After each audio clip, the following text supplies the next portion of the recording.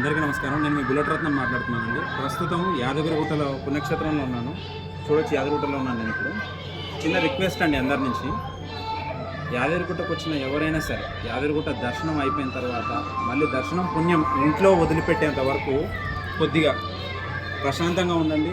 వేరే ఆలోచన లేకుండా ఉండండి. నేను ఇప్పుడే ఒక కాలేజ్ స్టూడెంట్స్ని చూశానండి. నా మనసుకు ఎంతో బాధ కలిగింది. అందుకనే ఈ షార్ట్ చేస్తున్నాను.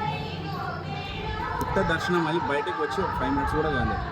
5 మినిట్స్ అయిందో లేదో వేరే ఏదో సినిమా గురించి మాట్లాడుతున్నారు. ఆ మ్యాటర్ నేను ఇప్పుడు చెప్పడానికి కూడా ఇష్టపడట్లేదు. ఎందుకంటే పుణ్యక్షేత్రంలో ఉన్నాను కాబట్టి ఆ మాటలు నా నోట్లోంచి రావడం కూడా ఇష్టం లేదు. ప్లీజ్, పుణ్యక్షేత్రాలకు వచ్చినప్పుడు మాత్రం దైవం ఒక్కటే అన్నిటికన్నా టాప్ మోస్ట్. ఇంక ఏది గుర్తు తెచ్చుకోవద్దు. కష్టం, సుఖం, బాధ ఏది కూడా గుర్తు తెచ్చుకోవద్దు.